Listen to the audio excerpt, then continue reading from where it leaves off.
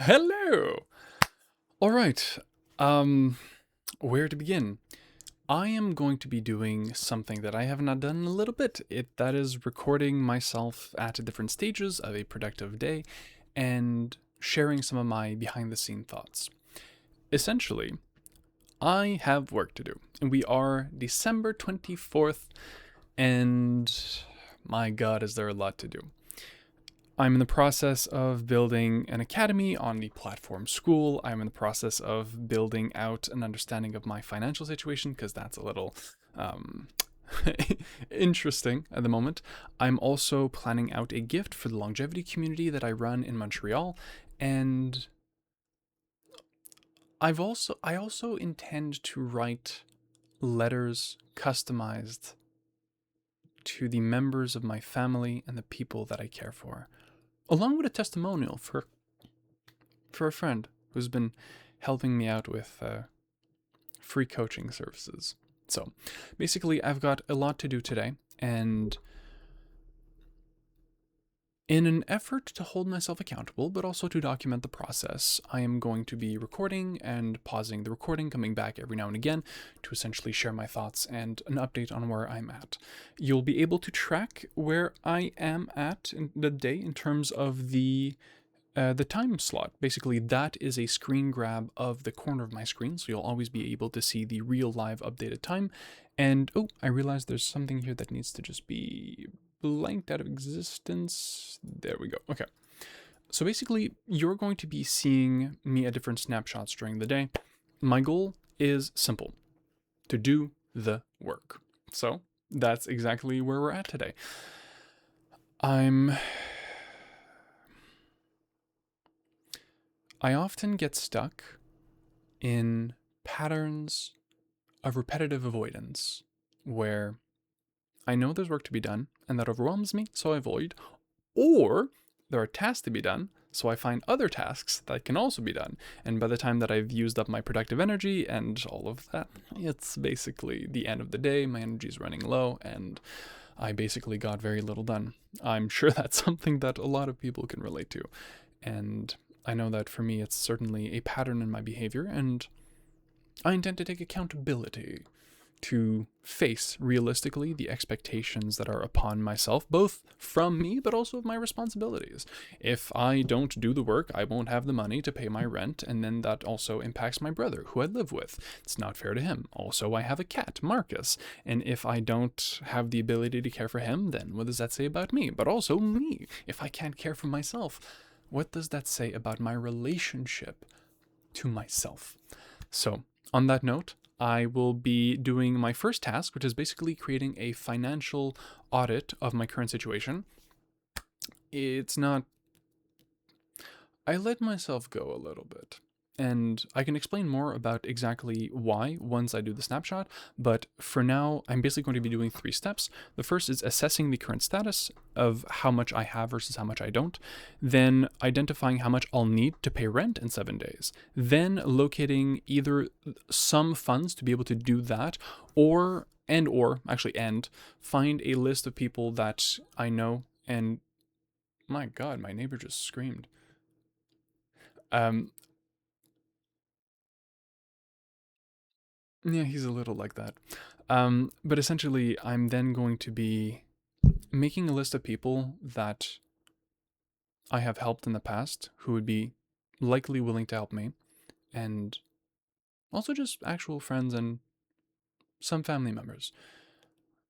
Because I spent the last 6 months on my own dime, basically using up every savings I had to launch the project that I'm literally going to be launching within a few days to a week. And the problem is, I now have what I need to make a living. I just no longer have the time. And that has to be resolved sooner rather than later. So that's basically what I'm going to be doing today. I'm going to stop avoiding the looming financial crisis and actually take full inventory and at the same time accountability. So wish me luck. I'll pause the recording and check back in once that's done. Actually, very quickly, I'm popping back in just to show this. There's a little tradition that I had for a very long time, for years, where I would essentially take a morning elixir. It's every possible thing that I could think of that's good for me. I throw it in a blender bottle and basically I drink it. It's a protein shake. It's a bunch of things. It's a bunch of things. And over the years, the recipe has changed a little bit, mostly because I couldn't actually afford to put the things inside that I wanted. And so now it really doesn't taste like it could, and that's caused issues because it's now not exactly pleasant to drink. And so something that I've been doing is I've been reframing it as this is a morning shot of fuel, and I'm basically bypassing the taste by one, drinking it quite quickly, but two, also reminding myself that this is an act of self-care. And I've noticed that I've been avoiding it. So either I don't take it at all some days, or I will take it, but then it literally sits on my desk for hours. And sometimes to the point where like, okay, I can't leave it out, so I put it in the fridge and then I try to drink the next day. But sometimes it stays in the fridge for 3 days, and it gets a little meh. So I actually wrote on my whiteboard, "Don't delay the elixir." And this has been made maybe an hour ago, hour to hour and a half. And I put an ice cube in it just because it's when it's colder it tastes less, so that's actually kind of nice. And I don't want to drink it immediately because otherwise I'm going to be trying to chug an ice cube, which is not fun, trust me. But there ain't no ice cube in here anymore. And while it's still cold, I'm going to take my own advice, not delay the elixir, and take it. So if you don't like the mass consumption of liquid, skip ahead a few seconds. And if you're curious to see someone chug what's basically probably 1.5 liters of liquid in a few seconds, stick around. It's not bad, it's just not good. And also I'm in a little bit of a pickle because usually the protein powder that I use is unflavored, pure extract of, pure isolate of either whey or casein. But I've been in a financial situation, so I can't purchase the one that I would usually get for my health. And instead I just got the biggest, bulkiest thing that I could take that I knew wouldn't compromise my health, because there's also a lot of heavy metal risks in protein powders. So the one that I got is coffee flavored, and it gives these an interesting taste. So it's not bad. It's just not good.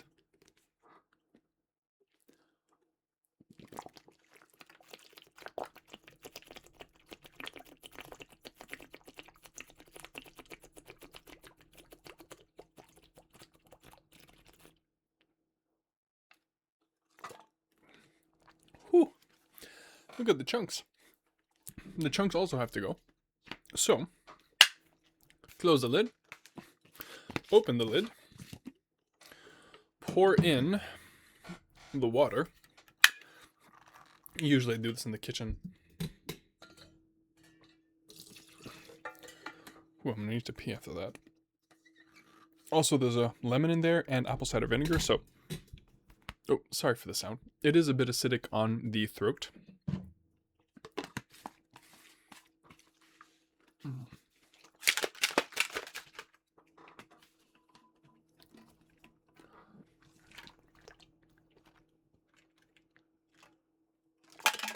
Ooh. There we go. Sweet finish. I guess the honey bonded onto something. Maybe the chia seeds? No, there weren't that many. I don't know. It is a mystery for another day. And so we return to the financial audit. All right. So that was very interesting, actually. Turns out I was in a much better situation than I thought I was. And let this be a lesson that fear... Actually, so there's a really nice acronym for fear. False expectations appearing real. And that really holds true. I'm not going to go into too many specifics, but essentially I was under the impression that I literally would not be able to pay rent this month. And at first, my cat Marcus is excited. He's having quite a bit of fun. I might be able to see him zoom back in, actually. But essentially, I was under the impression that my situation was actually far worse than it was. And I'm going to give a little explanation of why I find myself in this current situation and essentially what's coming ahead, along with the very nice opportunity that has just presented itself. I hear him playing. I'm wondering when he's going to zoom back in.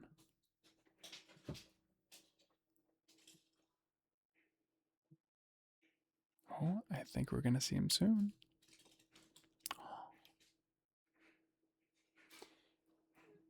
He really likes the little string toys.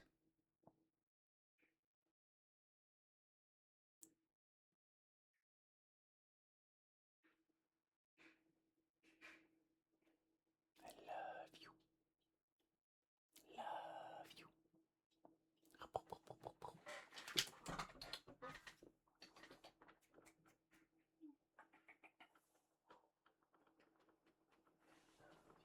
Oh.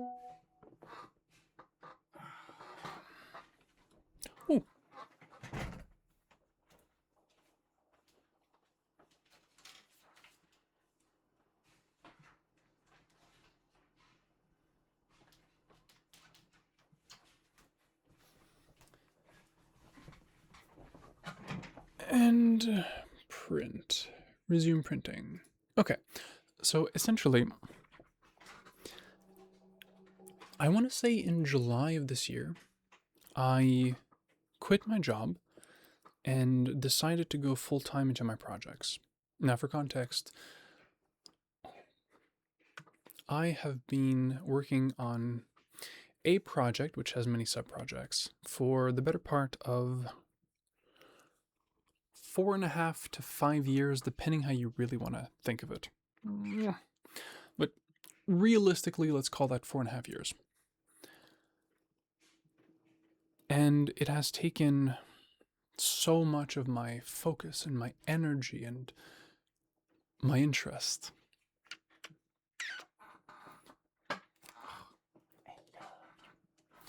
He wants food and he's not getting it immediately. So, anyways, as I was saying, I have been working on this for the better part of 5 years. Rough estimates, I've put at a minimum 6,000 to 7,000 hours into this. Realistically, if we're more flexible with that definition, I would feel comfortable saying we're probably close to 10,000 hours. Okay, no, it's a little too flexible. 8,500 hours is on the upper bounds of realistic. No. In that time, it has been dozens of projects, almost 24 journals, currently working on 18. This is one series of journals.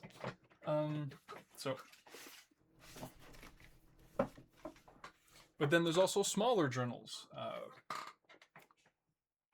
I recently moved a lot of stuff, but that almost went really badly. Just as a small example of much, much more. This is all over my place. I even have a massive, actually, I think I have 1 or 2 big storage containers currently in the basement full of documents and binders and literally just a bunch of other. You get the idea. It's. At this point, over 1,000 different Word documents, Google Drive folders, images, pages, screenshots, notes, probably 2,500 to 3,500 hours of audio and video logs and content and notes. All of it basically in the service of a larger project, a larger vision. But I've often had an issue. I didn't know how to monetize it. I only knew how to. I knew its potential on the longest of terms, but I struggled to understand how to turn it into actionable value in the short term. And so, because I reflect on many things, sometimes as an avoidance mechanism, full transparency, thinking about thinking instead of doing, basically. But because I have spent an entire lifetime training myself to overanalyze everything, I'm very good at analyzing. And that includes planning for the future before I'm actually there. So essentially setting things into motion so that by the time I get to my 5, 15, 25-year goal, I will have put into place everything that I'll need to expand the future project instead of finding myself in 25 years at the beginning of a bigger project that I've got in reserve and not being able to really do much with it because I haven't prepared. But that's now been coming at a cost because I've been essentially working for my future while not taking care of the present, not doing things in the moment that teach me the reliability that I'll need to become consistent enough to build those companies and movements and projects, while at the same time not creating financial development and stability that allows me to refocus on my priorities and even advance the development of my projects in that direction. And if only to consider the lack of stress that comes from feeling safe financially and everything else that comes with it, then on that point alone, there's value to making money in the short term. So I found myself in a weird situation last July-ish because I realized I had just moved cities. So I was working about an hour or so away from where I worked. And every single day to go to travel, I needed to do an hour, but with traffic, realistic was more like an hour 20. But by the time that I finished work at midnight and that I got home, it was often 1:30 or more if I delayed, and I was struggling with impulse control. I would routinely stop at local corner stores and everything and just purchase McDonald's and ice cream and candy and crap and just gorge myself. And by the time that I got home, I was sedated and then when I woke up, I had this fog in my head and just everything felt wrong.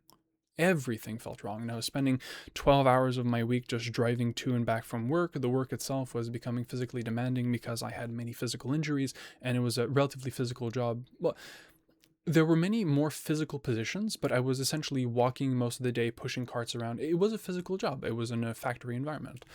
And as an operator, I was essentially managing my department, but I still had physical activities to do. So my mental was slipping, my physical was slipping, my projects weren't advancing. I was spending 12 hours a week just driving. I was also trying to do job applications at the same time, and I just found I had no time for my projects. I had no time for myself. I was barely feeding myself. I was barely cleaning myself. I was barely cleaning my apartment. I wasn't taking care of my cat. I wasn't advancing any of the projects. They were all starting to stall, and just this stress kept bubbling over and over and over. And then I had this little voice in my head saying, well, you also need to advance your projects, because if you don't advance them now, then in 1 year you won't be on pace for the project. And I did a I did a lot of soul searching, and I asked myself, what was the best course of action? It took me a few weeks, but I came to the following conclusion. I would go all in.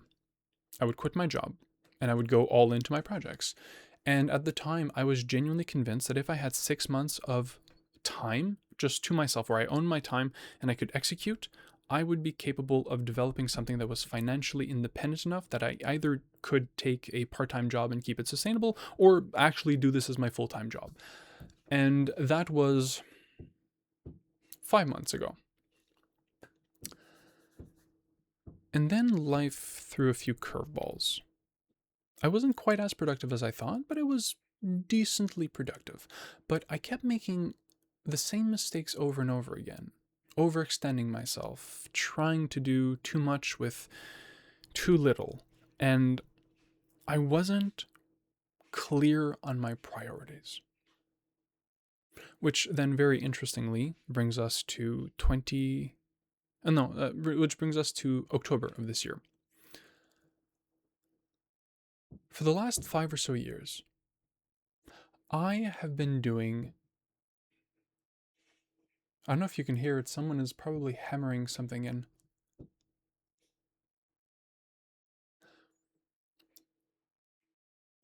For the last 5 years, for the month of October, I've been doing the Sober October Challenge.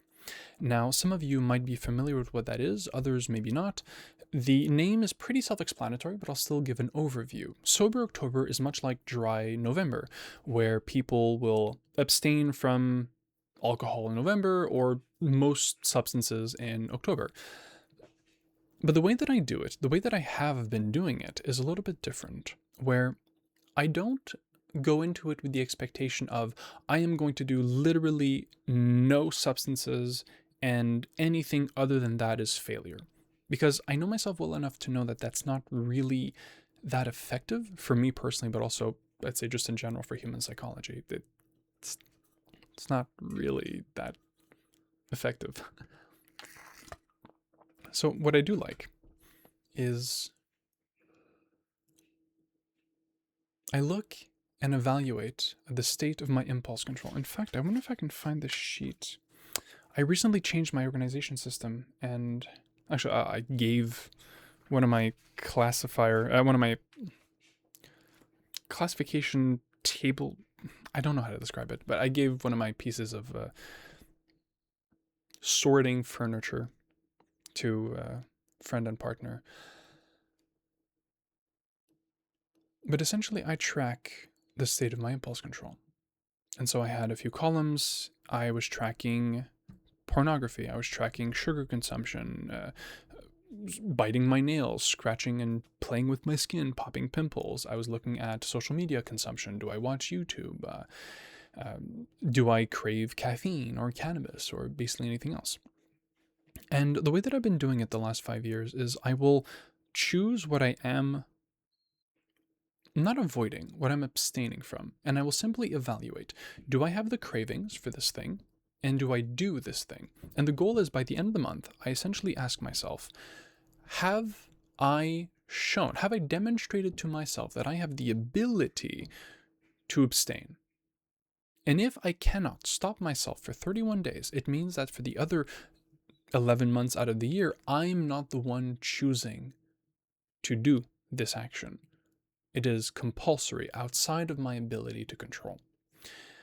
And so every single year I've done this challenge for previous years, and every single time, the one realistic thing that I couldn't really shake was pornography and masturbation.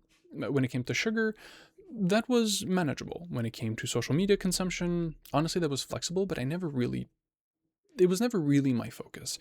When it came to compulsive behaviors like biting the nails, that honestly was so difficult a task. I realized it's not as important because that's the kind of thing where if I try to focus on too many things all at once, I will get overwhelmed. But I certainly wanted to track when and how I did it.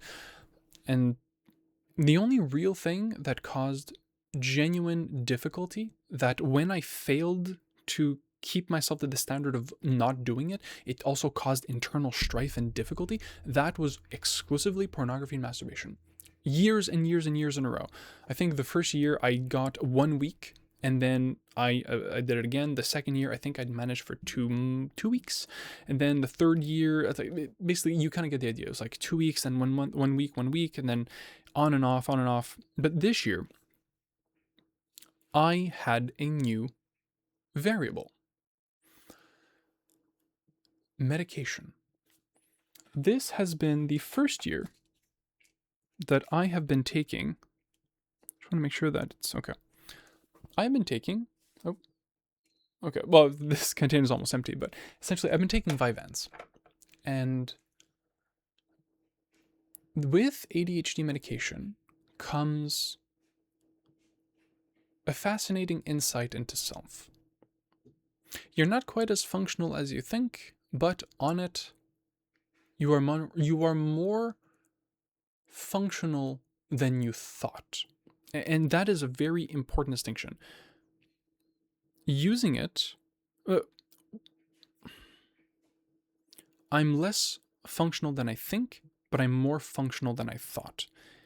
Because you realize that in your need for this substance to do the work, it has this little behavioral modification loop in your head that basically trains you to think that without it, you can't do it. Without it, you can't do it. You can't do it, therefore you need it. You need this thing, and it creates a reinforced dependence. While at the same time, it also is literally effective. So it's this weird mismatch of trying to understand that when you have it, you achieve more than you thought you could, but the fact that you achieve more on it highlights that you were not able without it. It's this weird dichotomy between the two, and it's like a little mental headfuck game that you have to balance for your own health and well-being.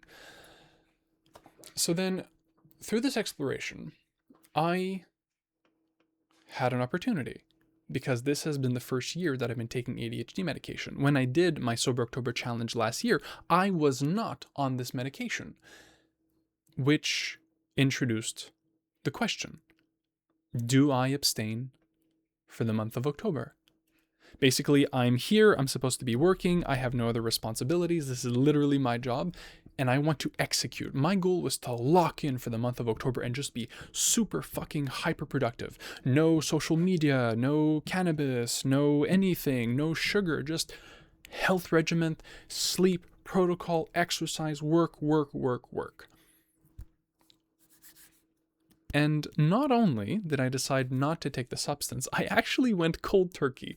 Just from 9 months of regular use of between 30 and 60 milligrams of Vyvanse every single day to 0, just overnight. And in the first week, I literally did nothing. In the first 2 weeks, I accomplished the amount of work I would have done in one normal workday. In the first 3.5 to 4, that month had basically the equivalent of almost 5 weeks. And in the first, let's call it 3.5 to 4 weeks of that month, I had maybe achieved the work of 3 or 4 work days. Basically everything crashed. Every single thing in my life just crashed and burned. And it really highlighted an issue, because it essentially, it forced me to understand and to witness that I had overextended myself. I'd spent 26 years learning not to need this medication. I never had it before. My parents were very clear that they did not think that kind of a medication was useful. In fact, I'd never even really got tested for ADHD or anything like that. And looking back on it, I am quite happy with that decision, because it forced me to find my own way. But I also was very privileged in that I had parents that were relatively well off, so there wasn't that hardship or difficult strife, and at the same time, they were very patient and understanding that my path through academia would be different than that of my brother or that of classical expectations. And so I routinely underperformed academically, but I stayed true to myself. I'm just going to silence my phone. I stayed true to myself, and they were very understanding. And so I didn't really have that pressure to achieve more than I could or should have. And I learned to cope. For 26 years, I learned to motivate myself the way that I could and to not the way that I would not. But then I took the medication for a year, and I learned a very valuable lesson. It turns out that when I wasn't taking the medication, I was very well aware of how much or how little I could take on in terms of projects and everything else, because otherwise I knew that I would overextend and I would basically just crash and stop everything. But when I started taking the meds, I realized I could do more. So I started co-hosting a podcast with a Latvian friend of mine in the longevity space. I started increasing Longevity Montreal's work, the longevity community that I run in Montreal, my local city. I started taking on projects, trying to work with Don't Die. I started this, I started that. And before I knew it, I was just overextended to the point where I had so many little priorities kind of floating around, but none of them really advancing. And when I stopped taking the meds, I was no longer able to keep my priorities even just stable. They all started to drown around me, and I basically spent a month stuck in my head, wondering what the fuck was happening, watching everything that I had built in the last year or so just drowning around me. I couldn't do anything. I barely ate. I think I lost God knows how many kilos. I wasn't eating. Or actually no, at one point I started overeating actually, so it kind of fluctuated. Then I just started like mass eating pasta and crap, and like I would go to the gas station, buy a ton of sugar and ice cream, just gorging myself over and over and over. And that was my month of October, just watching every priority that I had disappear, people's expectations of me diminishing, inconsistency becoming my consistency, and just betraying the trust of the people who'd come to rely on me, that I said I could do this and I would do this, and I wasn't. I just wasn't. And during this period, I also did a lot of journaling to figure out what the fuck was happening. Turns out I had 23 priorities. I listed all of them in Journal 17, and I discovered that I was severely overextended. I couldn't handle that. You hear business gurus saying like, oh, you really should only have one priority, maybe 3 maximum, but anything other than 1 and you're basically diluting yourself. I had 23. Building an app, building another app, another podcast, content creation, second wing of content creation, the weight project, the fitness project, the trip project, the psychedelic community in Montreal, the just really overextending. And so I took November to figure out why that happened. And then I took December to figure out how to make it work to my advantage. I filter down almost every priority that I have, and I'm locking into a very clear state. I'm now working on a project, The Academy, like the as an acronym, THE, and it's The Human Experience Academy. So The Academy is going to be the financial project that I'm currently working on and about to publish the MVP, minimum viable product version. Well, I think project in this case is more apt. Anyways, that is how I'm going to be making money. But the lesson that I learned from Sober October was I really overextended myself, and I need to be a lot more careful, concise, and measured. So with all of that in place,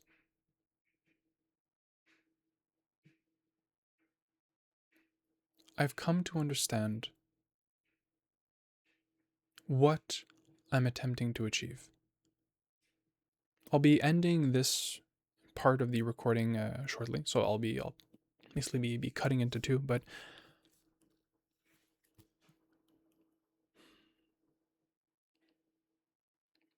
turns out I have another month of runway.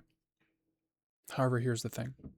If in this next month I don't do the work, I may very realistically not be able to pay my rent without borrowing from friends or family for February. And so now I have the privilege of responsibility, the ability to take on this initiative with clarity, with focus, and with consistency. And that is the energy with which I am leading into this new year. My theme is going to be consistency, and I'll be expanding on the concept of the theme in later videos. But for now, this feels pretty self-contained. Now, the original intention of this video was to basically chronicle me going through different steps of what I need to do today.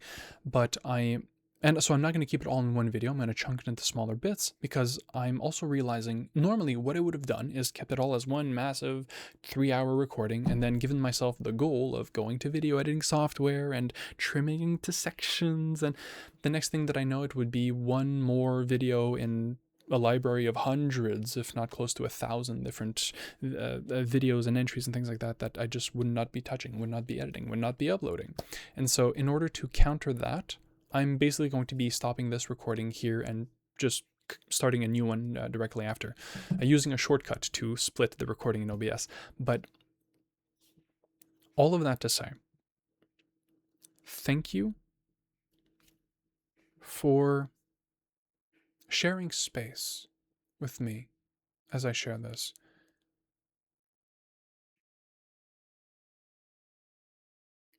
this has been a massive release of stress. I've been avoiding my finances. I've been avoiding looking at them, taking inventory, because I was convinced it was going to be bad. And the thing is, if it was going to be bad, I literally needed to have known that 2 weeks ago. I got very lucky. I got very lucky, and I intend on truly making the most of that experience. And so, thank you. And thank you.